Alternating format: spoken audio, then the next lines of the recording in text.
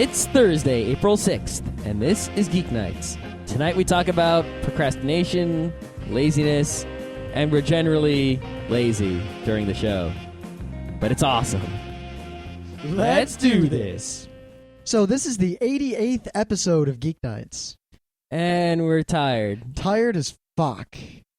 I don't know why. If you could see us now, there'd be like these Z's floating out of our head. I was asleep until just recently when Scott forced me to wake up long enough to do the show. Yeah, so if the show is not so great or not so long... Well, you can die in a fire. Yeah. What's with you and the die in a fire? I don't know. I find it hilarious. It was on Penny Arcade. Then it was all over Fark, and I think it's becoming fast a new internet meme / cliche. Great. All right, so in less happy news, there's this guy who's a listener, and he's in our forums. His name, we only know him as Rich, or Tech Support Rich.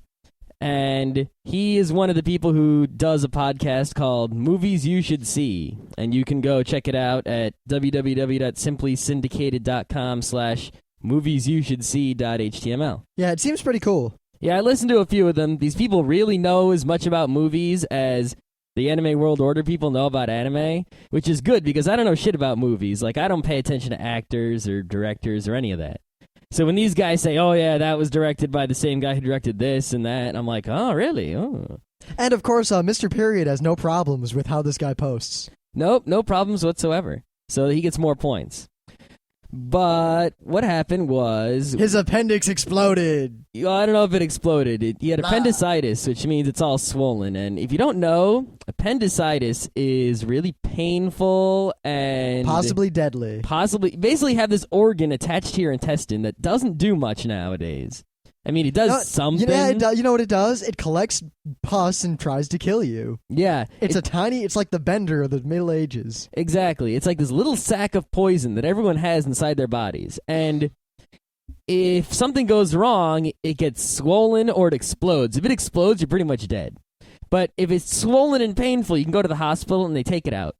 Well, they just took his out, and we hope he gets better soon and all that good stuff. Yeah, whenever they put up their next episode, we'll definitely be linking to it because we're in it.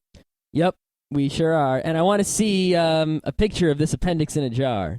That's what I want to see. They usually don't give you the appendix in a jar. You got to get it in a jar. What's the point? There's laws against that. What? Oh. Though I have... he's in the UK, though. The laws might be different. Ha ha! The UK, where people have slightly different rights.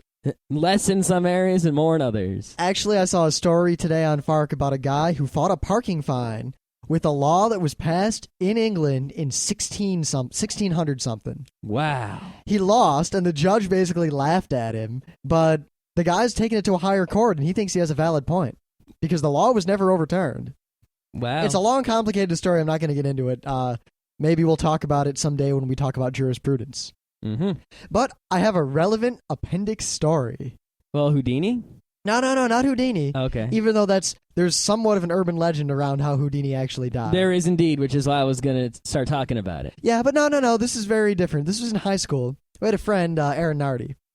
And Nardi is an amazing drummer. Like, this kid could frickin' drum. And we played in a jazz band together. He's an awesome guy. Now, he got his appendix out. And so suddenly, like, he had a problem, and he went to the hospital. He, like, missed some school, and his appendix was out. And he came back, and he has this giant scar on his abdomen. Now, only a few people knew that he had had his appendix out in a semi-emergency surgery.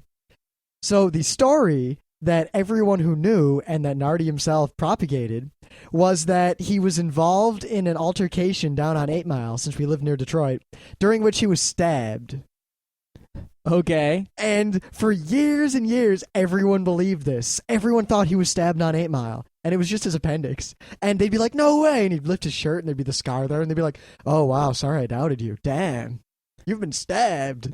All right, so Rich, if you're listening out there, remember, to anyone who doesn't know, you were stabbed. On 8 Mile. By Jack the Ripper. You're in London, right? Jack the Ripper's dead. I know, but it's supposed to be funny. Yeah, I actually read the Wikipedia on Jack the Ripper today. Yeah, yeah. Actually, there's this comic that Alan Moore wrote about Jack the Ripper. That's why I read the Wikipedia. Called From Hell, which I've been trying to get, but you can't get it. It's like $60 for a used crap one. I will say something that bothers me about Jack the Ripper. All right.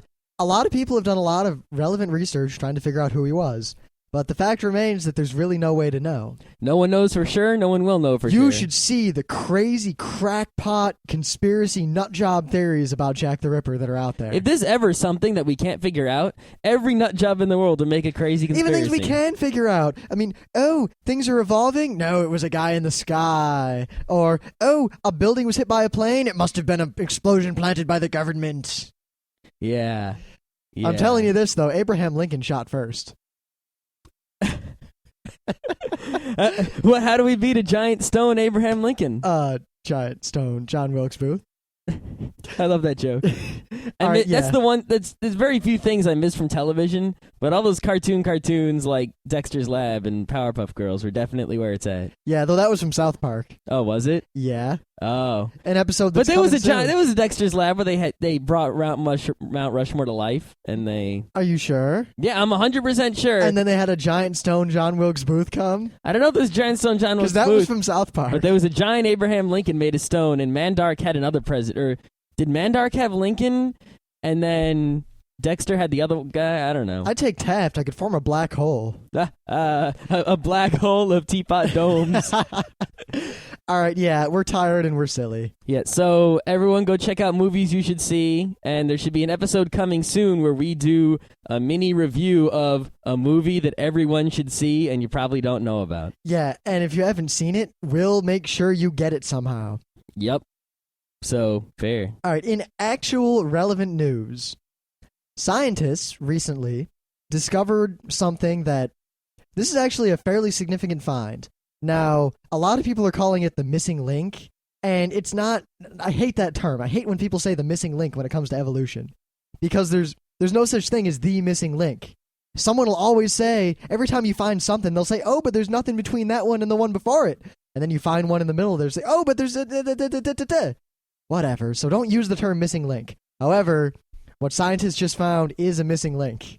There aren't any other English words for it. Yeah, basically, it's a link. Let's just say it's a link. Yeah, it's a link that until previously was undiscovered. The link between sea-going animals and land-dwelling animals. Like, we always kind of knew that some fish got some legs and crawled up out and were amphibious and then were land-based. They found this crocodile-like shallow water fish kind of thing that can also walk on land.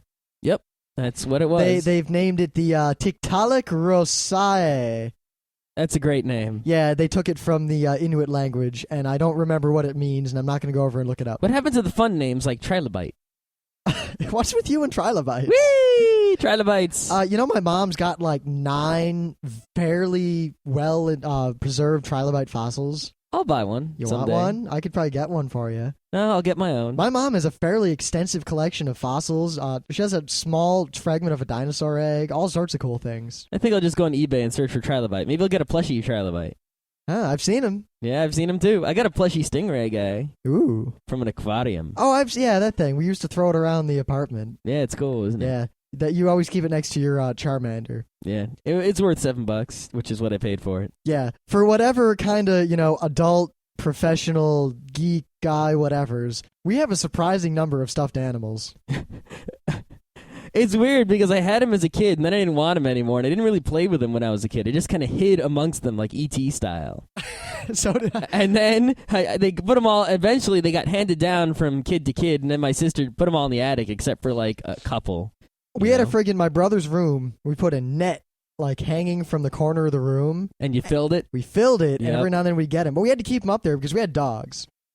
And they would just eat them. The dogs, we'd give them their own stuffed animals to play with, and they loved them. But they always had this sense that the ones we didn't give them were far superior somehow. And they would stop at nothing to get their hands on them. You know why? Because they tasted like you, and they couldn't eat you, so they could eat those, and it'd be close enough. I think it was more that like they'd see us playing with them, and they knew that they were important to us, so they must be awesome toys because we protected them. Because they protected their toys. Though my dad has this like 4 or 5 foot tall, like quality Wile E. Coyote stuffed animal. Like, it's quality. And one day, one of our dogs, he finds it because the door was left open. So we're sitting in the living room, and he walks in carrying this Wile E. Coyote that's bigger than him. And he has this look on his face like, I'm the king of the world, woo, woo, woo. And we look at him, and he looks at us, and he realizes we're going to take it away. And he just drops it and just kind of slinks away with his tail between his legs, like, oh, he didn't even fight. That's pretty funny. Yeah, but nowadays it's like we have all new stuffed animals, all things that are geeky. What do we got? We got a Cthulhu and a cactuar. Yeah, we have the cactuar, the Cthulhu, the Corolla, 1985 Corolla. 1985 Toyota Corolla from Yes, Japan. I have a stuffed 1985 Toyota Corolla. It's pretty big. I paid a lot of money for it. It's actually more of a pillow and less of a... I have Calcifer from... that's a really quality Calcifer. It's so cute when he opens his little mouth and he's got little hands and the logs. The logs are what's key. They had a non-log version. I don't know who would buy the non-log version. They got something wrong with them. All right. Yeah. Though, anyway, the evolution thing. All right, we're doing news. Yeah, this thing is basically... I mean... Evolution is pretty much proven. The idea that animals change and evolve into different species over time is fact. Fact. We've observed it happens. Despite this, on FARC, you should see how many people either said that this fossil is bullshit, or it's fake, or it doesn't matter because there's still a missing link, or you're going to burn in hell so it doesn't matter, or just denying the fact that this happens, and it boggles my mind. Mostly because there were two other related evolution things that happened, like today and... Yeah, there was like another bird dinosaur. Yep, and they found that Gawi's skull, which is basically the link between Homo erectus and Homo sapiens. They're reasonably certain that it is. Uh-huh. But also recently, a Canadian researcher was trying to get money for a grant to study the deleterious effects of the rise of intelligent design and creationism in the U.S. on Canadian science education. The people in charge of giving him the money said that because he cannot prove that evolution is a fact, they cannot give him the money. Well, not only is evolution a fact, but there's one deleterious effect for his study right there. Yeah. People not giving money to important science research. And just recently, Bill Nye was doing... Because Bill Nye, Bill Nye the Science Guy, he's a fairly awesome dude. He's really awesome. Like, don't underestimate him because he did a show that may seem corny on the surface, but is actually awesome also. Yeah, I mean, he's very well-spoken and cool. And he knows his stuff. And he was doing some lectures at various places. He's at this college and he's doing a lecture. And at one point he starts talking about the origin of the universe and the moon and the sun and all sorts of things. And this woman stands up and is like, "This is horrible. We believe in God. I won't subject my kids to this." And she storms out. Nutcase. Why did you go to see Bill Nye the Science Guy if you don't believe in science? Yeah, science. Everyone else there was cool, though. Yeah, as far as I can tell. They just kind of laughed it off, and Bill Nye cracked a joke, and they kept going. Yep. Bill Nye's actually trained in not only science, like real science. He's not like some guy who pretends to know science, or some guy who just knows some cool experiments like Mr. Wizard. Like, he's a real scientist, and he's a real stand-up comedian, and he's real famous and real cool. Yep. So, if you ever get a chance to go see Bill Nye somewhere, go see him. Because he's currently apparently on tour. Yeah, and if you don't know who Bill Nye is, go find an episode of Bill Nye the Science Guy somewhere and watch it. I mean, it's meant for, like, younger audience, but even if you're, like, in high school, you'll still get something out of it no matter which one you watch. If anything, you watch an explosion and go, ha-ha! Yeah, or watch, some crazy cool science experiment and go, ooh, you'll learn something. I'll learn something if I watch one of those. It's been so long. But I guess my main thing here is just that I don't care what you believe. Contrary to the posts I made in the Flame War art thing we had on creationism and God in the forum, but I don't care what you believe, whatever. But if you don't recognize that evolution happened and that there's evidence for it and that there's no real evidence against it, I don't know what to say to you other than that I really can't ever respect you as a person. I'm sorry. Yeah, there's, one of the key... I mean, even the Catholic Church is like, yeah, God's real, but you know what? Evolution happened, and we can't deny that.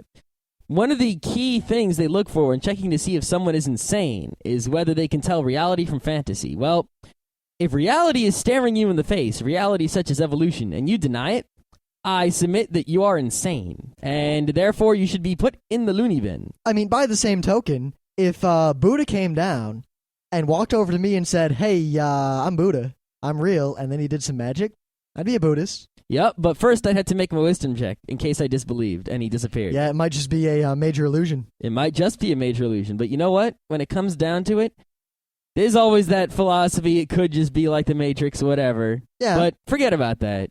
There's not much you can do about it if it is. Yeah, but believe whatever you want. Just don't disbelieve things that are real and proven. That's all I ask.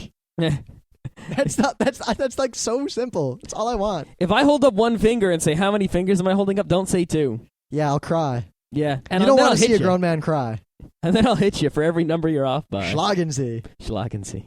So, obviously, we're just kind of running the recorder here. We're not editing or stopping or anything. So, Scott can do his news now. There is not really a way to segue to this news, but a long-lost Nintendo game. Well, not so long-lost. It was a game that came out for the Super Nintendo and was never sequeled, but was very popular. Yeah, so it's a lost franchise, basically. Yeah.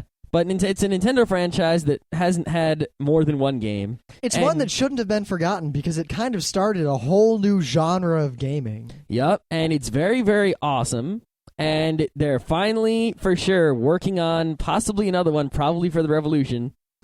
They're going to make Pilot Wings 2, Pilot Wings Revolution. I don't know. Pilot Wings, baby, yeah. Yeah, Pilot Wings was one of the launch games for the SNES.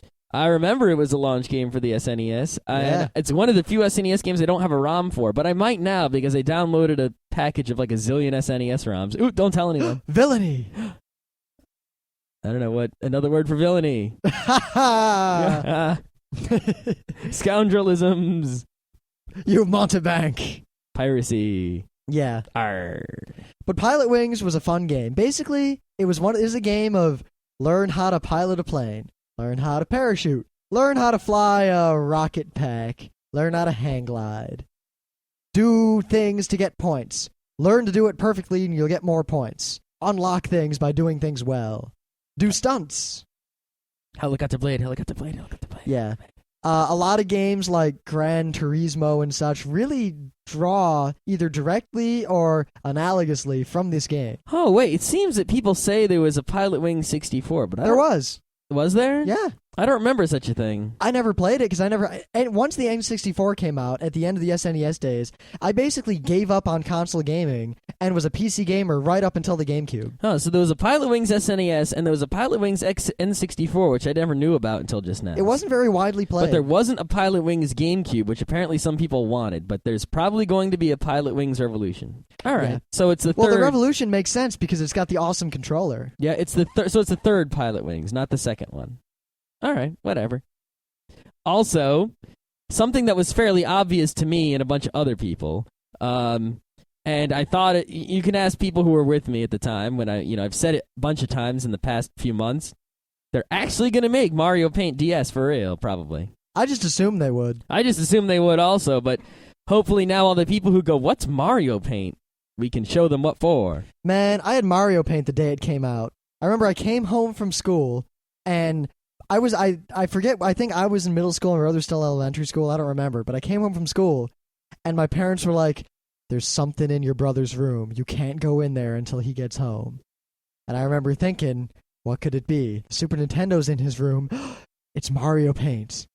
And I snuck into the room and played Mario Paint. Awesome. And then my brother came home and I heard my parents yelling for me like, "Brandon!" Because, back then, I didn't call myself They didn't, I would have...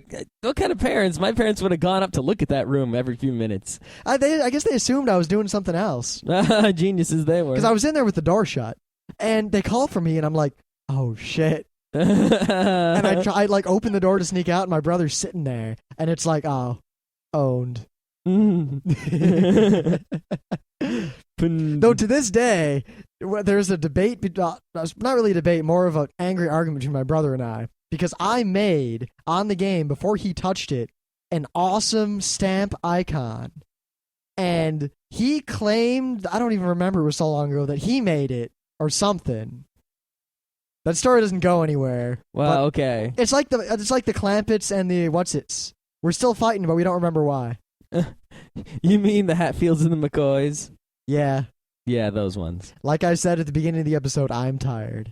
We are tired, and the episode is about tired, lazy fucks. What? That's exactly my point.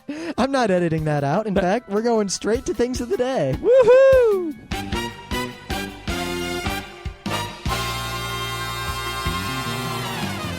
So anyway, my thing of the day, Actually, I didn't really have anything for today. So I was trolling around on Google Video, and I found this little gem. Now, I'm not sure of the scenario here, other than that these young boys are playing Quake 3.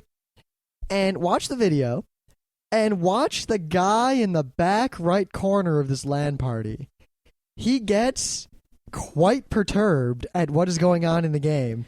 He might remind you of a recent thing of the day involving a German kid. The German kid? Yeah. Oh, where is das escaping? Was das escaping? Das escaping? Was das escaping? Only this kid's Korean. Yeah, and this kid looks, I'm pretty sure it's real because the guy holding the camera is kind of like staying back and you hear him going like, oh my God. Yeah, that's the best, is that in the German one, it's just kind of weird. This one, you have a guy who takes the place of you who's laughing at the guy with you. So yeah, the German one was like, wow, this is funny. Okay, this is fake? Wow, this kid have mental problems? This isn't funny. This is disturbing. Yeah. This one's just funny. And then the guy notices that someone's laughing at him and he whips a can of something at him. I think he throws a pen or a pencil. He throws something. Yeah. It was funny. It made me laugh, and it was the best thing I've seen on the internet today. Awesome. So I was looking for something. I didn't come up very big, but I found another funny video game commercial. So you're not going to do the F1 crashes? No, the F1 crashes can wait for another time and another place. Perhaps an episode where we talk about F1. Didn't we already talk about F1? We didn't do a whole episode on F1. I think we did an episode about sports. Oh, yeah. Yeah. We could do like when the season's over, we could, at the end of the year, we can do like an F1 review. Or we could do a Thursday episode on all those bad things on the internet, like car crashes and people exploding.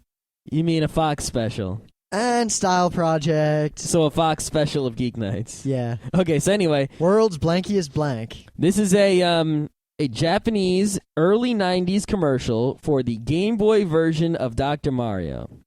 It's basically a bunch of people dressed up as germs, synchronized swimming, doing a crazy dance, and it's pretty scary. The music is creepy. Rim is making a funny with a toy. A toy that I have a similar toy, but it's at work. Yeah, so people who know me know that I'm really good at Dr. Mario. He is really good. Like, it was weird because I never had Dr. Mario, but I knew how to play it, and I'd played it a few times on an emulator. But when it came down to playing Dr. Mario against people, I kicked everyone I know's ass. So, if anyone wants to challenge me to some Dr. Mario, if they ever make it for the DS or anything, let's get it on. I'm actually quite surprised that some Dr. Mario wasn't included in Tetris DS. Yeah, I mean, they had a level that's Tetris-y that looks like Yoshi's Cookie, but they don't have a level that's like Dr. Mario. I guess my only guess is that they're going to release Dr. Mario DS. Well, no, they released that like puzzle combination game for the GBA that had, I think it had, I'm not sure if it had Yoshi's Cookie or not, but it had Dr. Mario and Panel de Pon. And if you don't know, Panel de Pon is what was originally Pokemon Puzzle League. Pokemon Puzzle League is just Panel de Pon with Pokemon added in. And that's the game where you flip two to the right and to the left. Sort of like horizontal Meteos, kind of. Yeah. Even though I don't like Meteos. Meteos is okay. I wouldn't think I would pay more than $10 for it. Well, I remembered something when we played, because I did really well when we played with those guys at Gaming for Hope. Mm-hmm. And the reason I did well is because I remembered something Tycho had said on Penny Arcade about Meteos. You can do very well for yourself by simply randomly dragging the stylus up and down on rows as fast as you can. And all I did was scribble back and forth, and I kept making things and making combos and shooting things up, and I was doing real well. Oh, really? Yeah. Oh, because I was trying, and I did okay. Yeah, but I just freaking scribbled around, and without even thinking, I kept knocking things up and hitting that planet. Wow. Yeah, it was kind of annoying. Yeah, the thing is, I just wish they would have kept those. You know, they were going to make that puzzle combination game for the GBA, and they did, and I was looking forward to it. But they delayed it so long, I kind of wish they would have just moved it to the DS and added Wi-Fi and wireless to it. Yeah, I mean, Dr. Mario alone would be worth it. So anyway, like we said, our main bit today is about procrastination and laziness and how they work respective to geeks. And how you can fight them if you want to, or if you need to. I mean, first, I'll say that we're pretty lazy. God, I am so lazy, But that is one of the 3 important attributes of a great programmer. Yeah. Laziness. Well, the other thing is, I mean, we think of ourselves as lazy because a lot of times we'll sit around and we'll realize, hey, I could be doing something relevant and important and productive right now, but I'm not. But then we realize how much we do compared to most people. I mean, I guess if you compare us and most geeks to the average person, we're the opposite of lazy. We're the most ambitious, like, driven people in the world. Yet, right now, I'm so lazy, I can't even podcast while sitting up. I'm laying down. Yeah, I'm half asleep sitting here. I am reclined. That's how lazy we are. But, I mean, we're lazy. Like, we're really lazy. We really generally mostly enjoy to do nothing. Like, when we go to the shore in Wildwood with our friend Scott Johnson and stay at his beach house, I mean, there's crazy things to do all over the place, but our favorite thing is to either lay in the beach house going, or to lay on the beach going,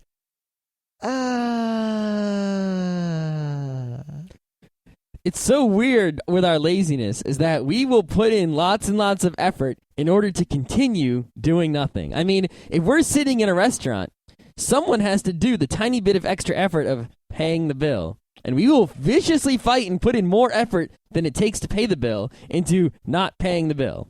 Yep. It's the same thing where, like, if everyone's laying down and comfortable in a room talking, and someone has to get up to, say, get a drink or get the phone or get a video game from across the room. The worst is ordering pizza. Or order a pizza. That's a lot of effort. We all have a cell phone. We're all adults. But for some reason, whenever we're going to order a pizza, no one will do it. Yep. So we will fight viciously with more effort than it takes to order a pizza in order so that someone else will order the pizza and not us. I mean, I guess really it's a fault of the English language that we need to split lazy into 2 separate concepts. Because lazy, the way I would think of lazy now, are people who just don't do anything. Like the guy who comes home from work and then sits there watching TV and doesn't do anything and then goes to bed. Mm-hmm. Compared to that guy, we're the opposite of lazy. We're lazy in like this different sense, and there's no word for it. Yeah. I don't know. It's sort of like when you talk about laziness for a programmer, you're not talking about doesn't want to do anything. You're talking about a guy who doesn't care. Or a girl. No. A lazy programmer, what they will do is, because they're so lazy and they want things to be so simple and efficient and requiring the least effort, they will put in a whole shit ton of effort to write a complicated script to make life easier later.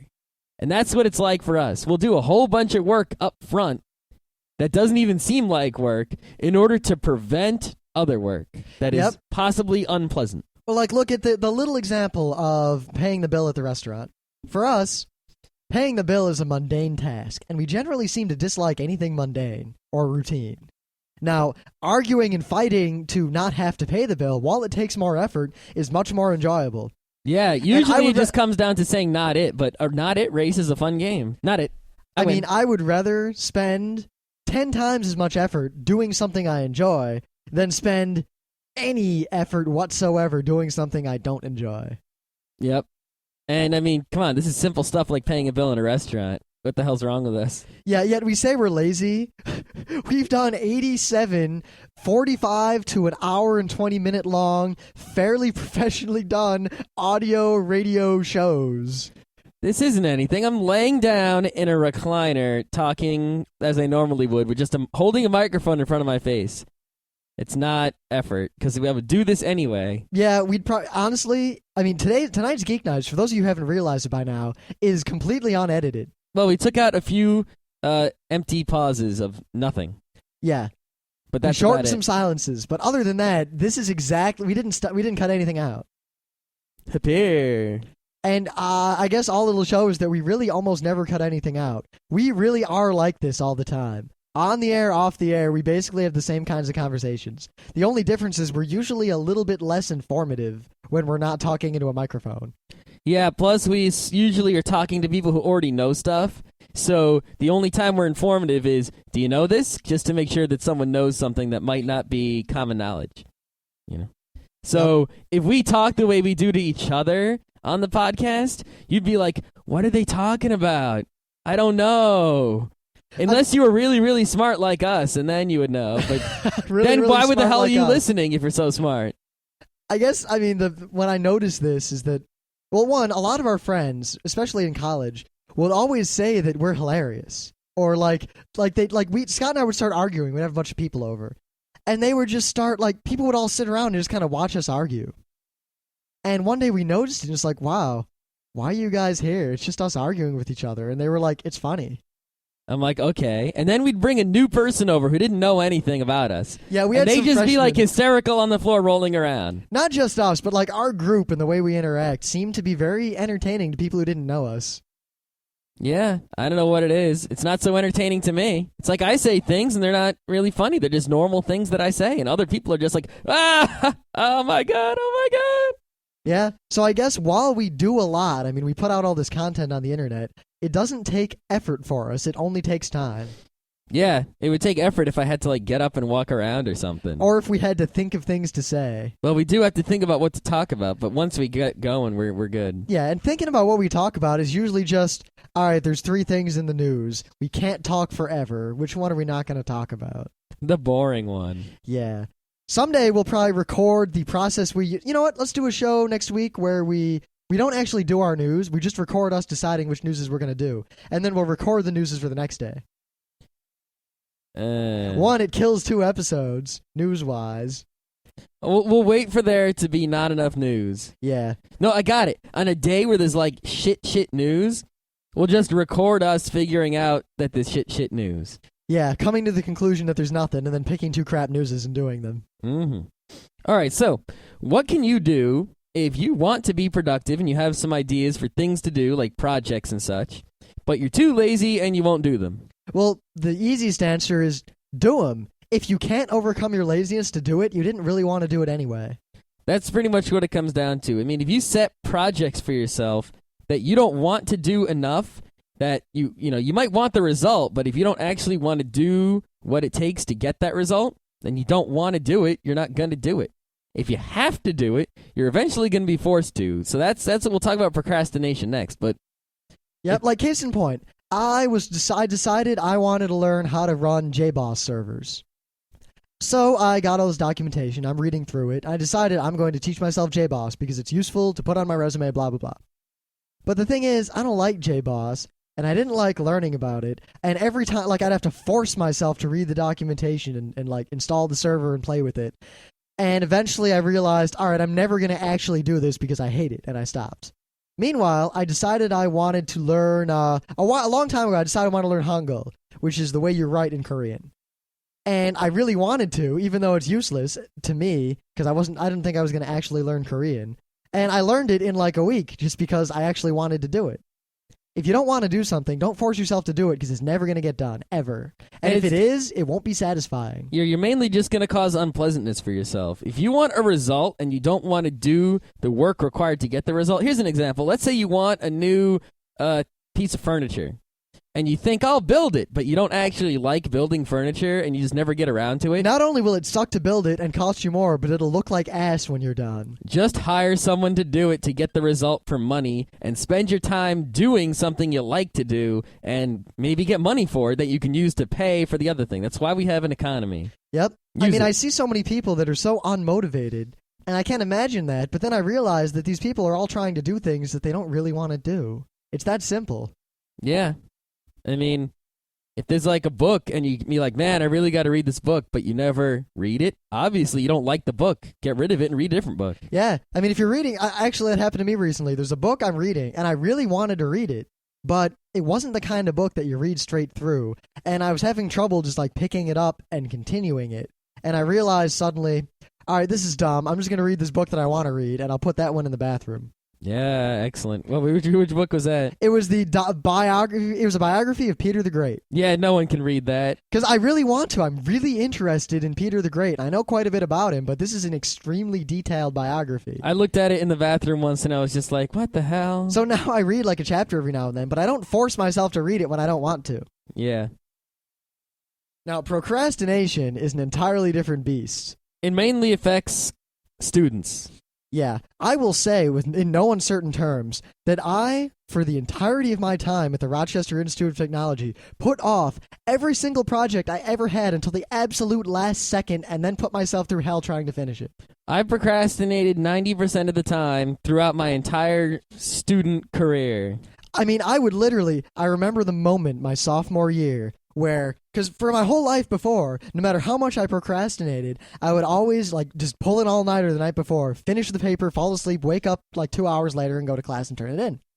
There was one time when I was writing a paper overnight and it was due the next day, and the sun came up and class was in an hour and I still wasn't done. Wow. I finished it, barely, and you know what? That didn't change me. I procrastinated just as much in the next paper.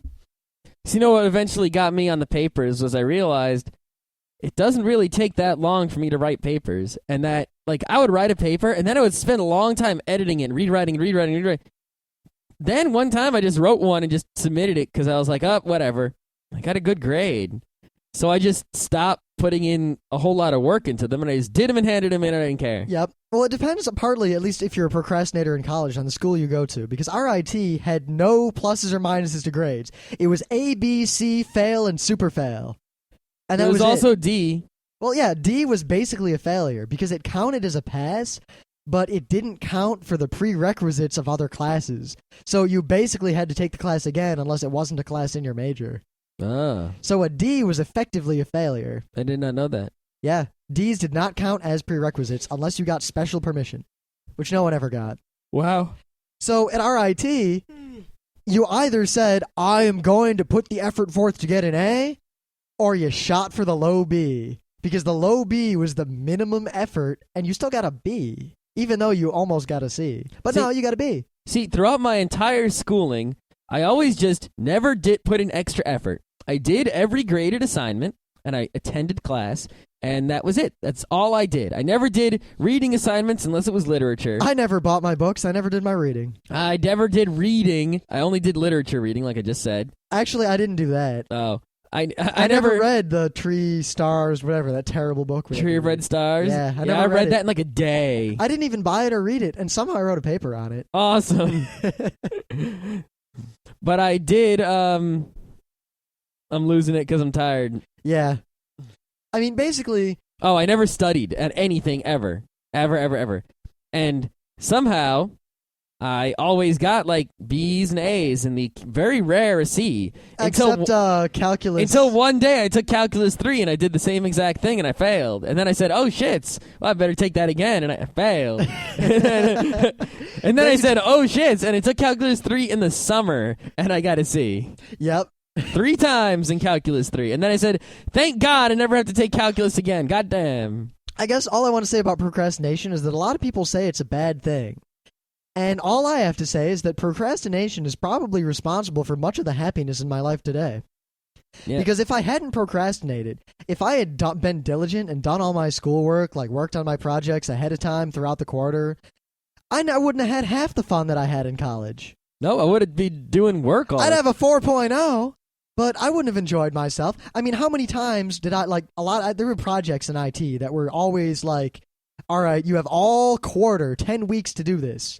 And basically, if you go to the lab every weekend for 2 or 3 hours, all quarter, you'll be done by the 9th week, and then you just turn in your work. But that pretty much rules out any all-weekend activities. So instead, I would just screw around all weekend, all quarter, and then around week 8, I'd realize, oh shit, and then I'd kill one whole weekend, barely finishing the project, and then I'd go back to slacking off.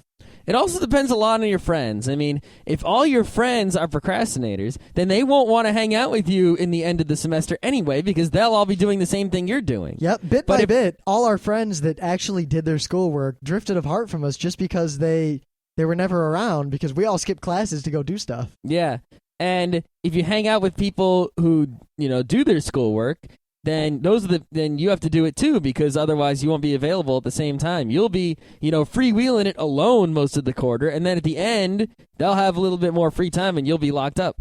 Yeah, I mean, skipping a class alone for whatever reason is usually stupid. But the best time to skip a class is, say you go for lunch at the cafeteria somewhere or like a campus thing and you're eating, and then you run into 3 of your friends and you all have class at 1 and you eat lunch together. That's the point, especially if they're not slackers, when you have to convince them to skip class with you. If they don't skip, you might as well not skip either. But if you can get the more people you get to skip something with you or procrastinate with you, the more fun you'll have net. Mm-hmm. Now, you got to keep in mind, when you procrastinate, you're saying, all right, I don't want to do this now because it doesn't have to be done now. It can be done later.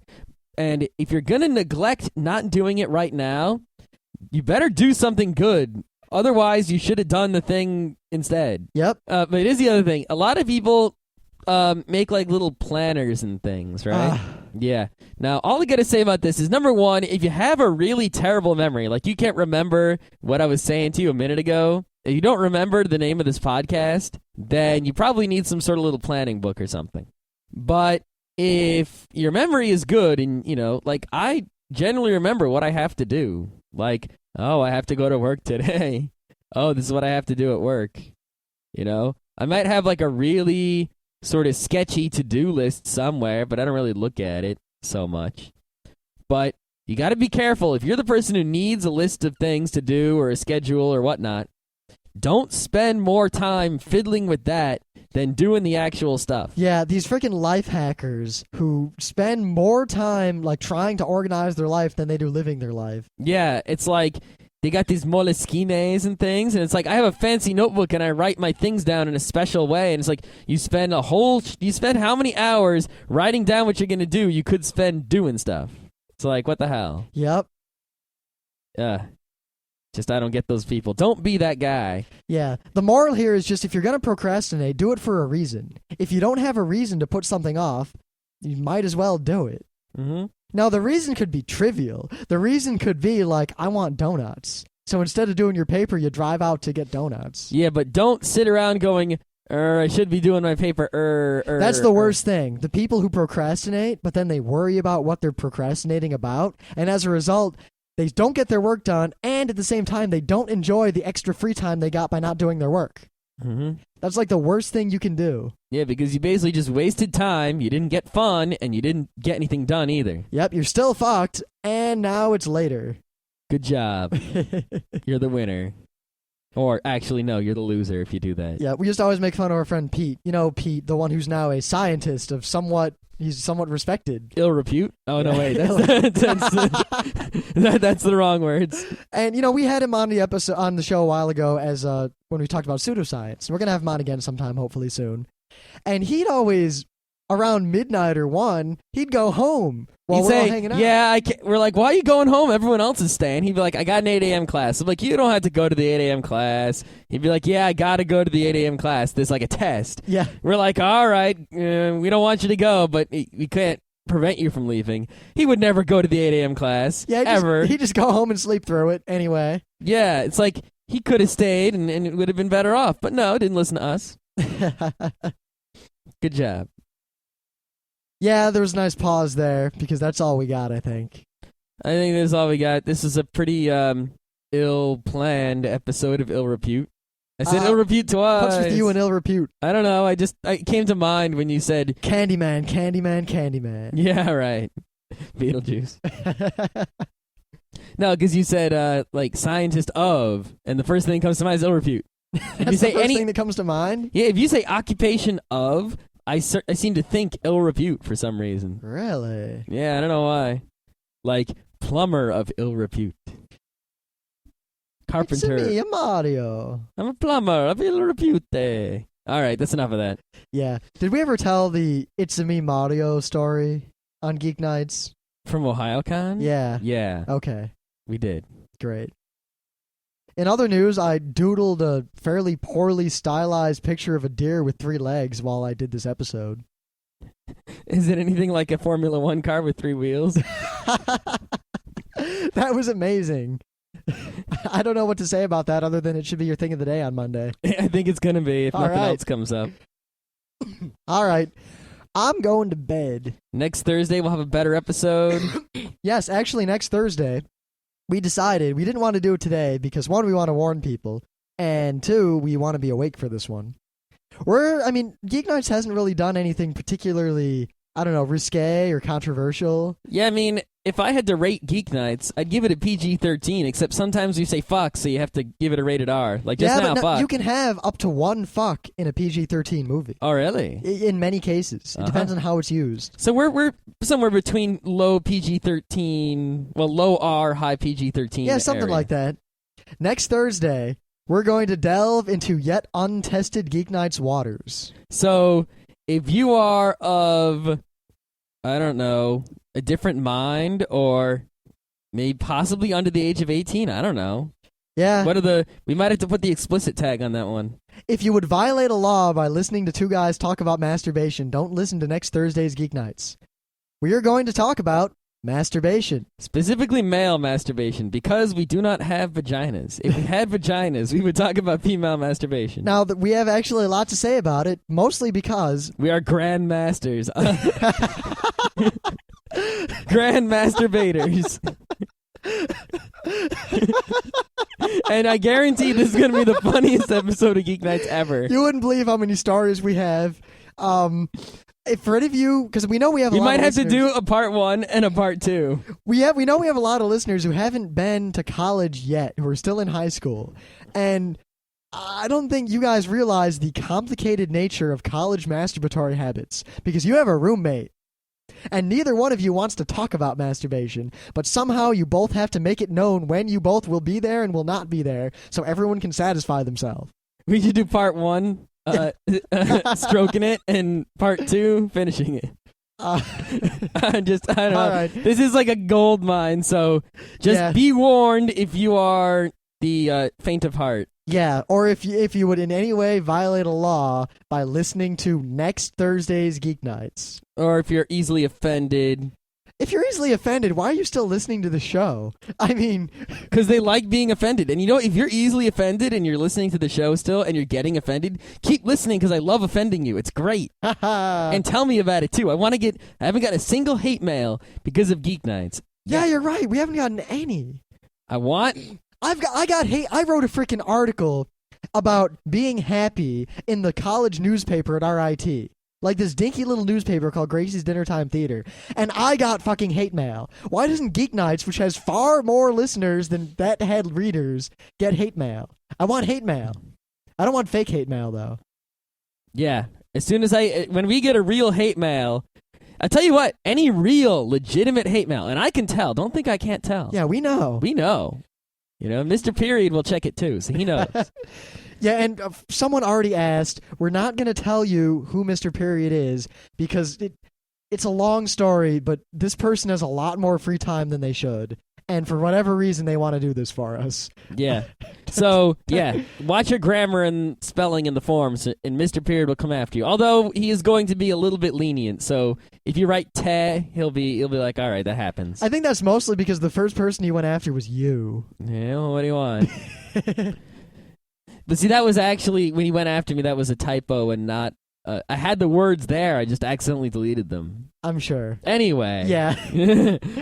So next Thursday, and Right. hate mail, and that's it. Yeah, any hate mail will get on the show. Yep. Legitimate hate mail.